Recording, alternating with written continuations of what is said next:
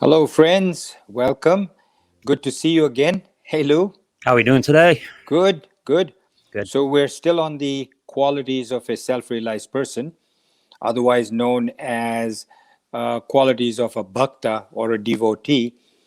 So, we're going to talk about the 35 qualities of a self realized master. And today's part two, which is the 15th quality onwards. As we said before, we actually did the first 14 in another episode right in the beginning. I think the first or second, one of those earlier Yeah, episodes. it was very early. Yeah. If you want to get more details, you can either look at the last episode we did or go back to the earlier one. But today we're going to be doing quality number 15, which says freed from joy and envy, fear and anxiety. Now, if you remember from last time, what we said was that these are the qualities that every self realized person has. Be he from the Middle East, be he from India, be he from America, once he gets rid of his desires and he becomes a self realized master, in all these qualities, he is the same. Why?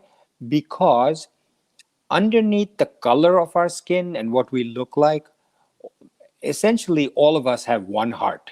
So, the way we function, our personality is the same. We should be, it's our desires that cause us to appear different. Such as the example I gave last time was somebody who's drunk. He's walking or he's not himself. It's the alcohol that's changing him. Somebody that drinks a lot of coffee, or Hmm. kids that eat chocolate become hyperactive. That's not them. It's the coffee or the chocolate that's making them like that. Sorry. So those who have desires, those desires transform them to become something different than what they really are. So keep that in mind. That's something that you should remember throughout these 35 qualities that we're talking about. So here it says in the 15th quality, freed from joy, free from anxiety, free from envy, free from fear. Now, the British, when they first came to India, wanted to get rid of the Indian sacred scriptures and convert everybody who were Hindus to Christianity, said that their sacred books, such as with this verse, are the ramblings of civilization in its infancy Right. because it didn't make any sense to them. But each one of these verses and words has beautiful background to it. And because of the fact that they were not just typing this and had tons and tons of paper, everything was verbal, they had to keep it short and succinct. So, why these four qualities, joy and envy, fear and anxiety? If you stop and think to yourself before you listen, just turn off the radio, whatever you're listening to, and think. And now that you're back, let me give you what the answer is. So, anybody who has a desire, so you want to get wealthy, just as an example. Right. When you're getting wealthy, you're actually taking somebody else's wealth. You're not getting it from yourself. You're not manufacturing it. You can't make gold or make dollar bills Right. or rupees unless you're a counterfeit person, but then that's not real. So unless you go to a river and you're panning for gold, 99% of the time to become wealthy, you're taking somebody else's wealth. That's something for us to get. That's an aside. It's just something to keep in mind. So before you get something that you really want, you crave, whether it be food or beauty or a spouse or wealth or anything, you're anxious. You're anxious. I want that so badly. Can I get it? Or will I get it? I hope I get it. That anxiety, because this self realized person has no such desires, he has no anxiety. Once you get it, you get the wealth or food, whatever. You are happy. You're so happy. You say, "Oh, I'm so glad I got this money. I was waiting for this lottery ticket to win it. I got it." I was jumping up and down with joy. But then you say, "Well, I got a lottery ticket. I won it. I won $5,000, which is, to me, a lot of money. But that guy, he won the Mega Millions, whatever that is called. And he won, what was the latest one, Lou? Like Over a billion. over $1 billion, and he Yeah. won. So what is this $5,000? So you get envious of the person that has more than you or got more than you. Right. And then you say, well, I only have $5,000. For me, it's a lot. I just hope I don't lose it.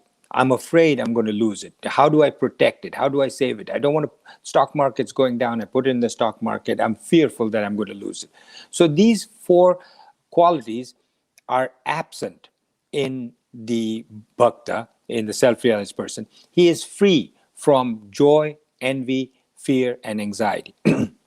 Now, think to yourself about whatever self-realized person you focus on, whether it be Ram Krishna or Buddha or Jesus Christ, anybody that you think of, that you know of, who is considered a self-realized master, he never appears anxious. In any of your studies, if you look to Buddha, there's no anxiety, there's no fear, there's no envy, there's no desires, and therefore there's none of that. The next quality, number 16, free from want. Again, that's another desire. Since such a self realized master has only one desire, and that is to become one with the Atman. He wants to become one with the self. He is free from all want and all desires. Those of us who are not self realized, what do? We go to a temple, we go to a church, we go to a mosque, and all we do is close our eyes, we pray, quote unquote. And what is that prayer? Say, God, please let my daughter get married. Yeah. Please, God, let me get this promotion in this job. Please, please, please. You're begging and you're saying, I want. You have wants and desires which only get more wants and desires. A true self realized person, a bhakta, has no wants, no desires. His focus is only on the inner self. And that's what we should have, a focus on our inner self, to focus on what we have, not what we don't have. I mean, you may say, well, what do I have? I don't have any money. I don't have a house. I don't have a job. I have nothing. But you hopefully can see. Those of you say, well, I don't have any of those. But you can see, right? You have Mhm. the use of your hands. You have the use of your legs. If you say, well, no, not really, my hands don't work, my legs don't work, but something works. Your stomach works. You can digest your food. There are those who cannot see, who cannot use their hands. Focus on what you have. Shift your focus from what you don't have to what you have. Because your body, your mind, your intellect is always seeking something more and more. Your body, what does it seek? Seeks sensual enjoyment, Mhm. always wants the senses to be fulfilled. Your mind, what does it want? Your mind wants emotional pleasures. Somebody loves me. I hope he loves me. I hope she loves me. I want somebody near me who likes me. What wants that? The intellectually focused person constantly seeks information from the world. But as you focus on the body, mind, and intellect, what happens? You generate more desires. As you're thinking about the body, the mind, the intellect, you're generating more vasanas, more desires. And that only takes you further away from your goal of self realization or self development, even. So, 17th quality is pure, suchi, Succhi, suchi, pureness. So a person who's pure, internally and externally, they are pure, meaning he or she is pure, there's no dirt. What are you talking about internal dirt? I don't mean going inside like our ex-president said, go inside and take Clorox and wash your inside. No. Desires are considered impure. Desires are considered dirt. Why? Because desires prevent you from getting to your clean inner soul, your Atman. Sorry, I shouldn't have said soul. That's not correct. Yeah. The Atman. It prevents you. The desires are the ones that block you from your focus of getting to these. So those desires, the dirt, you want to get rid of. And how can you do that? You should be acutely aware of your desires, the inner dirt, as you should be aware of your external dirt. confusion outside you, disorganization, actual physical dust, dirt.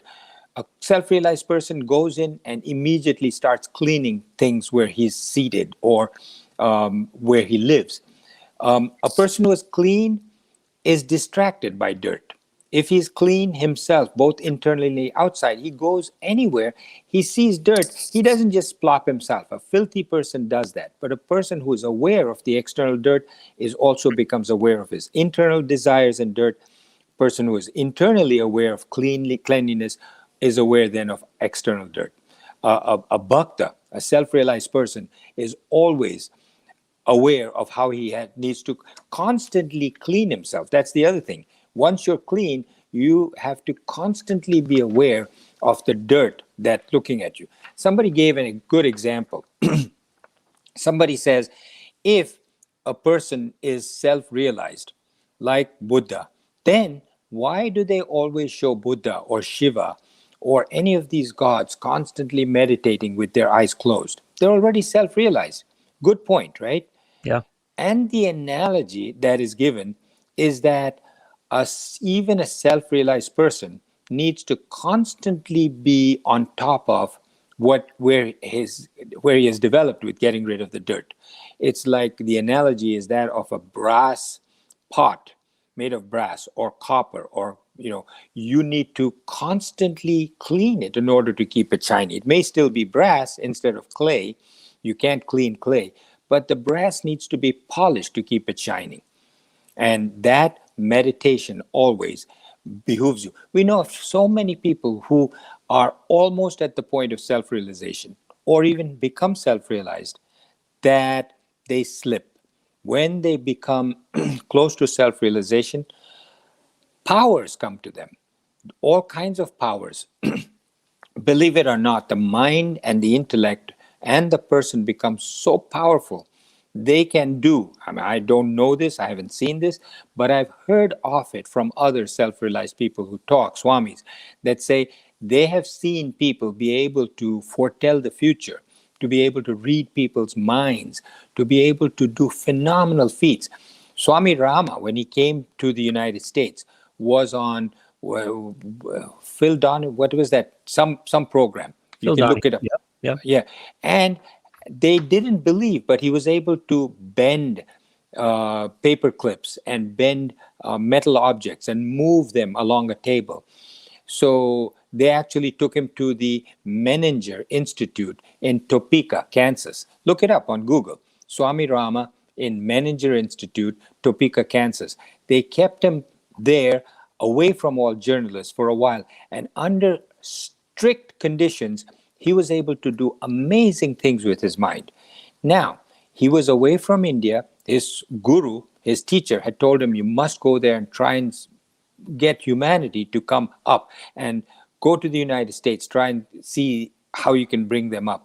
What happened was he started the Himalayan Institute, and unfortunately, he did not keep polishing the brass that he was made of, didn't keep polishing the fact that he was so realized. He had all these powers of moving things with his mind and bending metal objects and stopping his pulse. The Menninger Institute has written a long report on this medically. But what happened? He got involved with some female, and it's all over the newspapers and everything that this self-realized person is now involved, and he slid all the way back down. This is like the game of snakes and ladders that was designed in India, which we call chutes and ladders here, Yes. where you play the dice and you go all the way up and you come all the way down. And if you don't keep on top of this, then you can come all the way down. So the next quality is number 18. Quality number 18 is dexterous. Dexterous, we think, means good with his hands. Oh, he's very dexterous. He can draw, he can write, he can tie knots. That's only one part of being dexterous. It gives a list of different qualities, which I'll tell you: skillful, efficient, alert. Not just the physically being skillful and dexterous, but also alert with his mind. Right. He knows how to respond in any emergency. He's quick. He doesn't panic. He doesn't yell and shout and scream, doesn't shout to people, to just, what are you doing? What are you doing? But without agitation, without negativity or anger, he is just able to take care of a situation. He is dexterous. Even problems of others, when they come to him with them, a self-realized person is able to solve them, as Jesus Christ did, as Buddha did. People would come to him and he's able to quickly, without any negativity, without agitation, be able to solve them. He feels that he's vigilant, he's dexterous, he's prompt with everything, he's never late, and he's an expert in everything. Give you an example. At the end of the Mahabharata, in the end of the Gita, at the end of the war, the Pandavas, which Arjun was a part of, won the war. There were only 5 Pandavas and hundreds of Kauravas, and yet they won because Krishna was on their side. They did the right things and they won the war. Then they decided to have a huge party. This is a story that Gautam Jain had told us, and it stuck in my mind. You'll remember this too very nicely. So they said, let's have a big party in our palace. They now moved into the palace where the Kauravas had. They won the war. And they said, let's have a party. Let's invite everybody, all the local kings and people around us. So they said, each one of us should have a duty. So one said, I'll take care of the caterers. I'll take care of the guests. I'll, welcome the people as they come in. I'll make sure that all of it. They said to Krishna, what would you like to do? You don't have to do anything. You're Krishna. And Krishna said, no. I want to volunteer my services to take care of people's shoes as they come in. In those days, when people entered a home or a palace, even now actually, you took your shoes off at the entrance and left them outside. And when there's so many people coming to a big party like this celebration, you need somebody to make sure that the shoes are nicely kept outside, because otherwise when you come out, there's 100 pairs of shoes. How are you going to find yours? So Krishna said, I'll take care of them. And being as humble as he was, taking care of shoes is in India considered a lowly thing. But he did it, and the parties started and nobody was inside. All the Pandavas and all the hosts are wondering what happened to the guests. Why are they so late? So they said, let's go outside and see. When they came outside, they found that all the guests were standing there looking at the shoes that Krishna had so neatly arranged, done such a beautiful, dexterous, efficient, clean, neat job that they were all just standing there observing. And so that is I'm sure it's just a story, a mythological story. I don't know. But it is to indicate that a self-realized person can be humble and take care of other people's shoes. There's no arrogance as why should I do any volunteering? But he sees his job as being sacred to him, whatever job he takes up. And because it's sacred, watch this chronology. Because it's his obligatory duty, he has to do it. He does it because he ought to do it, not because he wants to or doesn't want to. Because it's his obligatory duty, it's sacred to him. Because it's sacred to him, he's fully committed to it. When you're fully committed to it, your whole mind and intellect is used up on it, so you are smart when you do it. And you become efficient, and you make sure that you're doing it right to the end. So that is dexterous.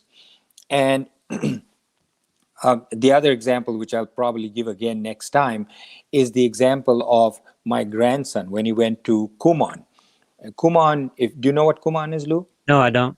So years ago here in the United States, I always wondered when my kids went to school why the math is taught a certain way. Because when I was growing up in India, math was taught a different way. And then came this school called Kuman, Kumaon. It's a Japanese way of teaching mathematics. And it just, people that put their kids in Kuman, and now there's Russian School of Math and there's others, the grades and their ability to do math just shot up straight directly. People were in 4th grade and they were now doing poorly in math at school, but they went to Kuman and they were doing math at 8th grade level. And everybody started going to Kuman. One thing that Kuman did, before they do anything else, they emphasize cleanliness, purity, efficiency. They say when you come in, you sit, You don't fool around. You're not laughing. Put your feet up on the deck. On the desk. They say sit. Make sure your pencils are sharpened, put neatly on the table. Your papers are neat, because it's the same sort of thing as we were talking about before with cleanliness, suchi, or dexterousness, that everything is orderly, clean, perfect. Your mind, you see this as a sacred duty. It's your obligation. You need to do it, and therefore you do it to the best of your ability, and the results are therefore the best. So, friends, these are the qualities of a self realized master, and they're all there within you. You have these qualities, the ones that we talked about just now 15, 16, 17, 18. It's your desires that block you from becoming that. And all you have to do is to pick one of these that you like, just one. You can pick dexterousness, you can pick cleanliness, purity. And once you do that, slowly but surely, if you keep the other ones in mind, those will start to pop up. And you can say, okay, I'll practice this, I'll practice this. And your whole horizon expands. So thanks for joining us, and we hope to see you next time.